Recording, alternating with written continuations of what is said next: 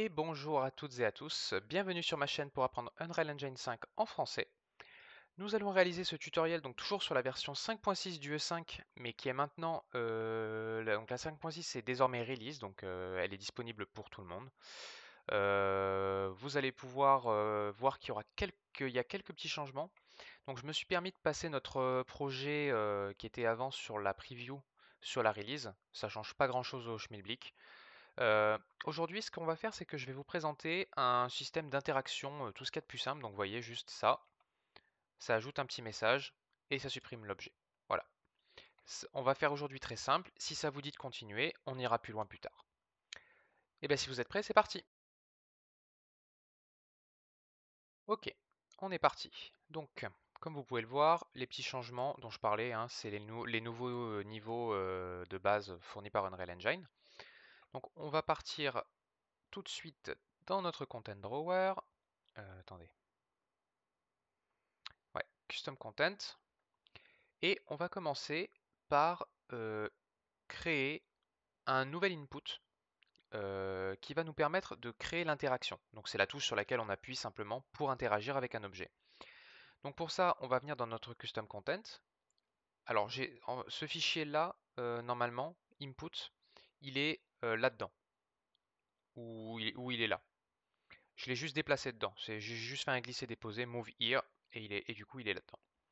Donc ici, on va dans Action, on va prendre notre IARUN, on va le dupliquer et on va l'appeler IA underscore interact.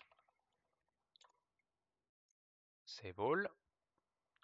On revient ici, on va dans notre IMC default, qui est toujours le même que l'ancien. On ajoute un mapping, on prend notre IA interact, on déplie, on appuie sur la touche et on appuie sur la touche qu'on veut assigner. Donc, moi je vais assigner la touche E, classique dans la plupart des jeux pour l'interaction. Très bien. Maintenant que ceci est fait, on va aller dans le Custom Content toujours. Donc on va revenir dans Custom Content. Ce que je vais faire déjà, c'est que je vais créer un new folder que je vais appeler Player, dans lequel je vais glisser notre HUD, notre First Person Character et les inputs qui vont avec. Comme ça, tout ce qui concerne notre personnage sera au même endroit. On va aller dans ce dossier. Vous allez faire un clic droit, Blueprint Class, pardon, Actor Component. Et vous allez l'appeler Player Interact Component. Save all. On va l'ouvrir. Voilà. Alors, vous vous demandez certainement qu'est-ce que c'est que ce truc. Pour rappel, je vais ouvrir le BP First Person Character. Ici, dans la hiérarchie, vous avez tout ce qui compose le visuel de votre personnage. Et ici, vous avez un petit truc, Character Movement, avec tout un tas de paramètres qui sont en fait ce qui définit la manière dont bouge le personnage, etc. Et bien en fait, ça, c'est un Character Component. À ceci près que celui-ci, il est codé en C++ par Unreal Engine directement, il est dans la base du template, donc il vient systématiquement avec. Mais on peut en créer des customs, et c'est ce qu'on vient de faire. D'ailleurs, ce qu'on va faire, c'est qu'on va cliquer sur Add, et on va taper Player, et il est là, Player Interact Component. On va l'ajouter à notre player, ce qui fait qu'en fait, à l'intérieur de ce petit component, on va pouvoir créer tout un tas de fonctions, de variables, etc., qui pourront être appelées facilement par notre BP Player Character. C'est, si vous préférez, une manière d'étendre le champ des possibilités de différentes choses. Par exemple, je sais pas, si on pouvait jouer plusieurs personnages, par exemple, on pourrait très bien avoir différents BP, un pour chaque personnage. Si on prend par exemple Clair Obscur qui est sorti récemment, vous jouez plusieurs personnages différents, vous pourriez avoir un BP pour chacun et avoir des fonctions qui sont communes à tous, qui seraient là-dedans, et du coup il suffirait de l'affecter à chacun des BP, tout simplement. Donc on va compiler et sauvegarder, et pour l'instant on ne va pas toucher dans le BP First Person Character. On va toucher uniquement ici dans le Player Interact Component. Alors, comment ça fonctionne l'interaction? C'est en fait, vous avez donc votre personnage qui peut voir devant lui. Jusque-là, logique. Devant lui, il y a des objets. Et vous allez voir qu'on va utiliser le crosshair qu'on avait mis en place précédemment parce que du coup, on va tirer une ligne entre l'œil, enfin le point de vue de notre personnage et ce crosshair avec une certaine distance à laquelle il peut ou non interagir. Pour ça, on va utiliser une fonction intégrée dans Unreal Engine qui s'appelle le line trace, comme son nom l'indique, une ligne tracée.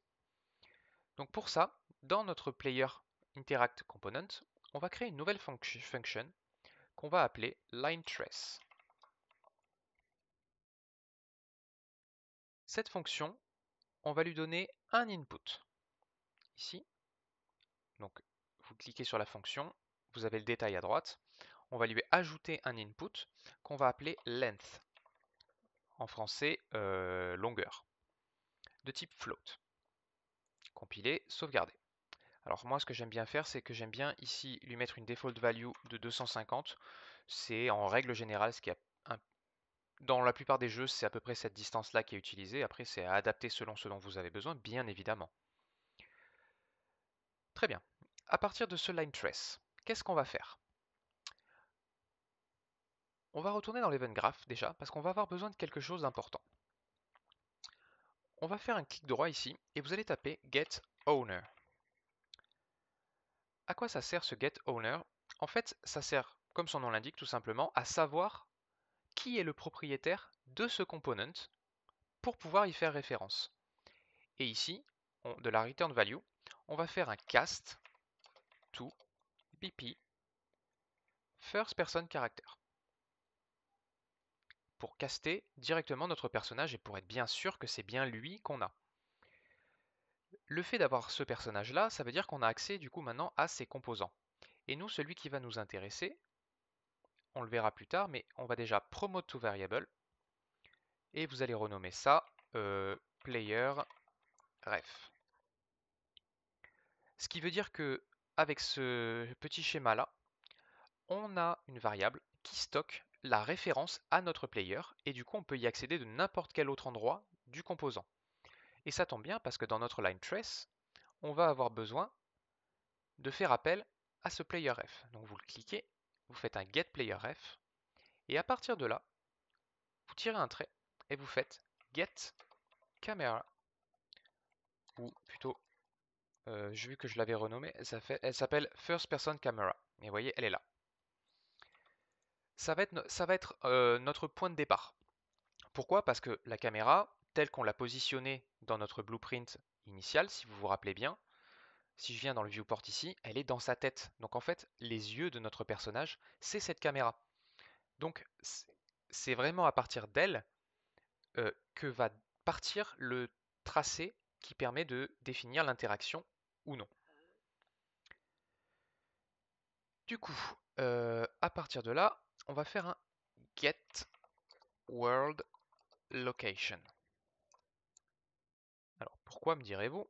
C'est très simple, on veut savoir exactement où est-ce qu'elle se situe. On va prendre ici et on va tirer un line trace. Donc ça, c'est la fonction byChannel. Ça, c'est la fonction qui est fournie par Unreal Engine. Du coup, notre point de départ, ça va être ça. On va organiser un peu propre. Donc nous, on va partir de là. Je vais déplacer un peu ça. Voilà. Et on va revenir par là. Mais c'est pas tout. Donc comme vous voyez, le line trace by channel, il fonctionne avec un point de départ et un point final. Et en gros, il va tracer une ligne entre ces deux points. Donc la question maintenant, c'est comment définir ce point de sortie. Donc pour ça, on va venir ici sur le first person camera et on va tirer un get forward vector. Qu'est-ce que c'est? En fait, c'est un vecteur qui part en ligne droite depuis notre caméra. Mais ce n'est pas juste ça le point final. Pour ça, on va devoir faire un multiply comme ceci. Et on va modifier légèrement cette node parce que ici, vous voyez que comme on lui a donné un vecteur, il veut multiplier par un autre vecteur. Mais nous, c'est pas ce qu'on veut. Vu que c'est un forward vector, la seule donnée qui va changer, c'est celle qui va devant lui. Donc on va multiplier ça par un float. Donc vous faites clic droit sur le deuxième pin, et en bas vous avez pin conversion, et vous prenez float single precision. Et en fait, on va relier simplement la length qu'on a mis en entrée. On va aménager un petit peu ça. Hop là. Du coup, ce que ça fait, c'est qu'en fait, ça prend le vecteur qui est donné en entrée, donné par notre caméra, ça le multiplie par la longueur, ce qui nous donne un vecteur tout droit de 250 de long. Et ça, on va l'ajouter avec un add. Alors on va se mettre sur le pin du bas ici, à un autre vecteur qui est le vecteur de base. Donc là, pour faire simple, on obtient le résultat de notre vecteur avec plus 250, mais il sait pas lui, il sait pas d'où il part. Donc il faut lui donner la valeur de départ à laquelle on additionne la valeur obtenue. Et ça, on le branche dans le end. Donc en gros, le node add ici, c'est simplement la valeur de départ plus notre distance. Et ça nous retourne ça sous la forme d'un vecteur qui est attendu par le line trace by channel. Un autre petit point, alors ça vous n'êtes pas obligé de le faire mais je vous le conseille. Ici vous avez draw debug type. Vous prenez le pin et vous allez tirer à l'envers sur le line trace et vous allez le lâcher. Ça va créer un autre input draw debug type. Alors vous verrez pourquoi après, ça peut être très utile. On va juste l'aménager un petit peu là, comme ça, voilà c'est bien. On compile, on sauvegarde. On n'a pas tout à fait fini maintenant. Donc, on a une ligne qui est tirée entre un point A et un point B. Le point A étant notre caméra, le point B étant 250 à 250 sur le vecteur forward, donc tout droit, depuis la caméra. Mais on a besoin de savoir, nous, qu'est-ce qu'on a touché? Est-ce que quelque chose a été touché? Donc pour ça, depuis le outIt ici, vous allez tirer et vous allez faire un isValid.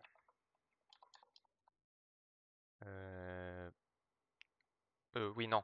Avant, vous devez break. Vous faites break it result. Vous dépliez le break it result. Et là, vous allez avoir plein d'informations qui concernent l'objet qui a été touché. Nous, ce qui nous intéresse, ça va être le hit actor. Et c'est sur lui qu'on va faire isValid, celui-ci, donc le premier des deux. Et on va avoir besoin de autre chose. Alors là, on va déjà placer un end boolean parce qu'on va avoir besoin de deux informations. Attendez, je vérifie quand même que je ne me sois pas trompé, mais normalement on est bon.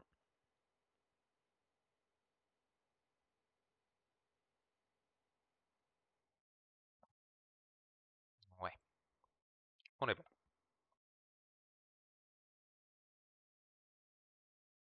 Et là, on va faire un branch qu'on va relier ici. Et on va faire un return node. Donc ça, c'est juste pour dire la fonction est terminée. Ce return node, on va lui donner une chose quand même importante, c'est le hit component. Alors, on pourrait lui donner le hit actor également, mais nous ici, on va juste lui donner le hit component. Quoique, vous savez quoi? Allez, hop, on lui donne les deux. Au moins, il les a. Le hit actor, c'est un acteur. Parce que, en théorie, on est censé interagir avec un acteur, pas avec autre chose. Et le hit component, c'est un primitive component. Alors, quelle est la distinction entre les deux? Le hit actor, c'est l'acteur entier. Donc, par exemple, si je pose un bureau dans la scène, avec un tiroir dedans, le hit actor, ça va être le BP desk, par exemple, ou BP bureau si vous préférez. Le It component, c'est chaque composant du blueprint avec lequel on a interagi. Donc si on repart du principe qu'on a un bureau avec un tiroir, vous allez avoir donc deux components possibles, le bureau, le tiroir. Ça va en fait, alors on va pas faire ça dans cette vidéo, mais on va préparer le terrain déjà. Ça va nous permettre en fait de décider, quand on interagit avec un BP complexe, si tel ou tel composant peut réagir avec notre interaction. Par exemple, si vous voulez ouvrir un tiroir, on va déclencher un mouvement du tiroir vers vous. Mais vous vous doutez bien que si on laisse juste le hit actor, qu'est-ce qui va se passer? C'est tout le BP qui va bouger. Donc en fait, le bureau complet va venir.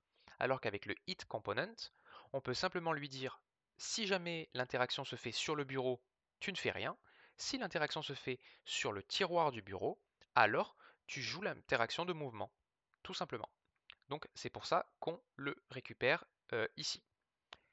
Et l'autre chose hyper importante, depuis notre hit actor, on va tirer un autre trait et on va faire does object implement interface. Ça, vous pouvez le refermer parce qu'on ne va pas en faire un élevage. On va mettre ça propre. Et ce does object implement interface, on va le relier ici. Voilà. Ça, c'est la condition de notre branch. Vous allez tout de suite comprendre pourquoi. Excusez-moi, je fais juste un peu de ménage.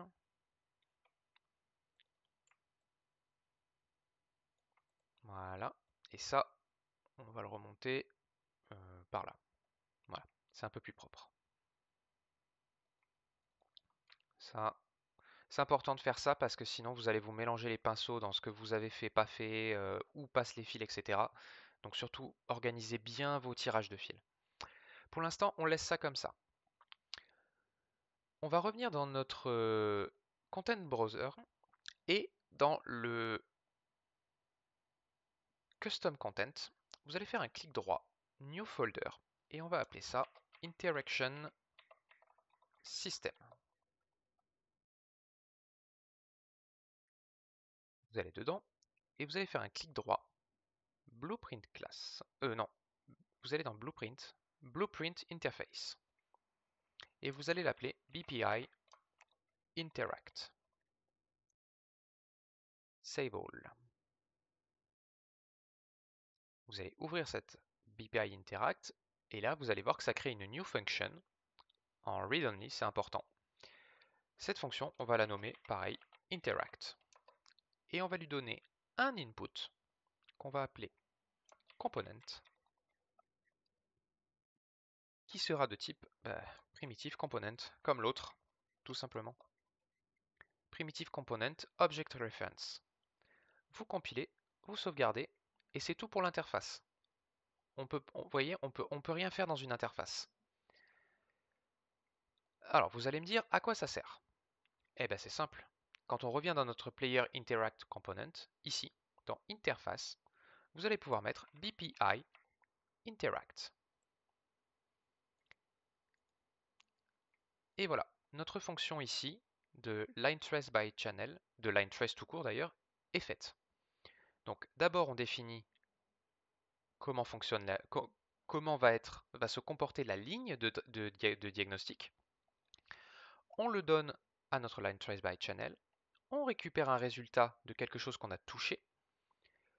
On brise le résultat et on récupère le hit actor et le hit component.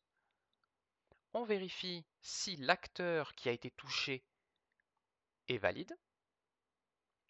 Donc s'il y a bien quelque chose qui a été touché. Et également si l'objet, enfin le BP en l'occurrence, contient l'interface BPI Interact.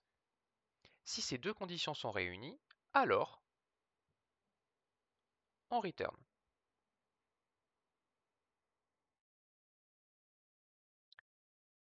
Maintenant, parlons de cette BPI Interact qu'on a créée ici. Donc, pour voir comment ça fonctionne, on va créer un blueprint class de type actor qu'on va appeler par exemple BP. Je vais l'appeler pickable item. item à ramasser. Vous allez ouvrir ce BP et tout en haut, dans Class Settings, donc là à côté de la flèche du Play, Class Settings, ça va ouvrir ce petit menu sur le côté. Et là, vous allez voir Implemented Interfaces. Donc, vous allez cliquer sur Add. Vous avez plein d'interfaces qui arrivent, mais vous allez chercher BPI Interact. Et vous allez voir que ici, vous avez cette petite fonction qui est apparue avec une icône jaune devant. Ça, c'est quelque chose qui est fourni du coup par l'interface. Donc, pour vous expliquer, qu'est-ce que fait l'interface? C'est un peu une passerelle entre alors là, en l'occurrence, c'est la passerelle entre le personnage et l'objet. Et en gros, elle définit les règles qui permettent l'interaction ou non entre les deux. Pour que ce soit plus clair, quand on vient ici dans l'Event Graph, si je prends mon Interact, donc soit vous pouvez double-cliquer, ça va le faire apparaître, et vous allez voir qu'il a cette petite icône-là, que vous n'avez peut-être pas l'habitude de voir, qui est le symbole que c'est lié à une interface. Et donc vous allez voir, vous voyez que ça nous donne ça nous affiche le component ici. Donc si vous tirez, ce qu'on va faire, c'est qu'on va faire get object name. Alors ça c'est vraiment pas important, hein. On va faire un get, non, on va faire un format text ici. Et là je vais taper, alors entre accolades, je vais taper item name, ajouter à l'inventaire. Et du coup, vous avez vu, ça me crée automatiquement une entrée, enfin un input item name. Donc, on va relier ça dessus. Voilà. Ici, on va faire un print string. Et on va relier ça, qui va être converti en string, tout simplement. On compile, on sauvegarde. Et pour que ce soit un peu plus réaliste, on va faire un petit delay. On va le laisser à la valeur de base. Et ensuite, on va faire un destroy actor qu'on va laisser en self.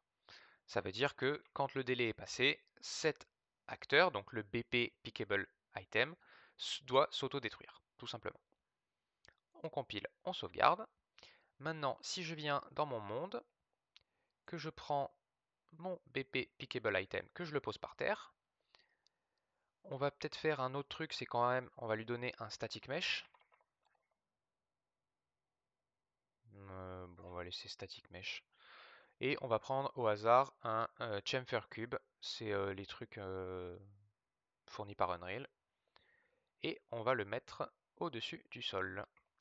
Donc pour l'instant, si je fais play et que je viens ici, je viens voir mon cube, j'appuie sur E, bah, il ne se passe rien. Pourquoi? Parce que la fonction, là, ben, on l'a pas mappé. On lui a pas dit que ça devait réagir si jamais on appuie sur la touche E. Pour faire ça, on va revenir dans notre BP First Person Character, dans notre Event Graph. Ah oui, j'avais légèrement modifié ça. Bon, c'est pas grand chose. Si vous voulez que je vous le montre, je vous le montrerai, mais l'ancienne fonction, ça marche très bien aussi. Ici, on va taper, donc dans l'Event Graph, on va faire clic droit, IA Interact, donc le premier, NN Section. On va le déplier, et on va faire un Started. Attendez, avant de faire Started, on va prendre là-haut dans la hiérarchie notre Player Interact Component. On va le glisser ici, parce que du coup ça fait référence à lui, et du coup on a accès à tout ce qu'il contient. Maintenant, si je tire ici, et que je fais line trace, vous voyez, call function line trace. Donc je peux maintenant appeler ma fonction. Si je relis ici, vous avez vu, il y a le draw debug type qui est ici. Donc ce que je vais faire, c'est que je vais le mettre en for duration. pour le moment. Et du coup, si je reviens en jeu déjà, et que j'appuie sur E, vous voyez qu'il y a un trait qui s'est tiré entre ma caméra, alors il a une durée justement, ça c'était le point où j'avais ma caméra, et ça c'est 250 plus loin. Si un objet est touché dans l'intervalle de cette ligne, donc par exemple si je me mets là, vous voyez, il y a ce point rouge qui dit qu'il a été touché. Alors que si je me mets là, ben, vous voyez, les 250 ne sont pas atteints, donc pas d'interaction. Donc là, il n'y aura rien qui se déclenchera. Maintenant, il faut définir qu'est-ce qu'on fait avec ce line trace, parce que là c'est bien joli, lui il dit ok j'ai touché quelque chose, mais on ne lui dit pas quoi en faire. Et bien en fait c'est très simple, vous venez ici et vous allez taper interact, et vous prenez bien le interact message. Une fois qu'il est posé, il a ce symbole de petite enveloppe au-dessus. À quoi ça sert? Ça c'est l'autre côté du BPI interact. Si vous vous souvenez bien, à l'intérieur du BP Pickable Item ici, on a celui-ci, qui est donc un event avec le petit symbole de l'interaction, de l'interface, pardon. Et comme vous pouvez le voir, celui-ci, il est sous forme d'event. Donc ça veut dire que celui-là, il va déclencher quelque chose. Donc toute la suite de nodes qui est derrière lui. Celui qu'on vient de voir ici, eh ben lui, c'est l'inverse. C'est-à-dire que lui, il va juste, en fonction de ce qui est traité là-dedans, envoyer un message à l'interface qui est intégrée dans le pickable item. Donc je vous rappelle que si jamais le line trace ne détecte pas la présence de l'interface dans l'acteur avec lequel il interagit, il enverra que dalle. Parce qu'on passe dans le false du branch, et du coup ça va dire, le line trace va dire, moi ce truc là, il n'a pas la BPI interact, je m'arrête là. Et du coup la suite qui est ici ne s'exécutera jamais. Si en revanche elle s'exécute, on va lui donner le hit component, ou le hit actor, peu importe. Non, d'ailleurs c'est le hit actor qu'il faut lui donner, en target. Donc le hit actor en target, le hit component en component. Même si là, en soi, ça pour l'instant, on peut le laisser déconnecter, ce sera pour la suite. D'ailleurs, vous savez quoi, je ne vais pas le connecter. C'est tout. Là, notre interaction existe. La preuve, si je reviens ici, que je vais vers mon cube, j'appuie sur E, non ajouté parce que c'est le nom du static mesh, et il a disparu. Voilà, tout simplement. Donc ça, c'est un système d'interaction, tout ce qu'il y a de plus basique, mais ce système-là, il est évolutif, puisque du coup, on a un Player Interact Component qui gère une fonction custom pour l'interaction dans notre player. On a des objets qu'on peut rendre interactibles avec simplement en leur donnant l'interface et en créant une suite de code qui peut se passer derrière quand un message lui est envoyé. Donc si ça vous intéresse, dans une prochaine vidéo, je pourrais vous montrer déjà comment faire pour afficher une icône d'interaction au-dessus de l'objet avec lequel on peut interagir. Je pourrais vous montrer comment on peut faire un objet un peu plus sympa, customisable au niveau interaction. On pourrait faire une porte également, avec animation, etc. Et puis potentiellement par la suite, ajout à l'inventaire, etc. Écoutez, je vous remontre une dernière fois notre petit système d'interaction terminé. Donc si je viens ici, hop, tac, non ajouté à l'inventaire, c'est le commentaire que j'avais mis, et il a disparu. Voilà, bah écoutez, c'est tout pour aujourd'hui. Si la vidéo vous a plu, n'hésitez pas à mettre un like et à vous abonner. Et puis n'hésitez pas à me dire dans les commentaires ce que vous en avez pensé. Merci à tous, bye bye.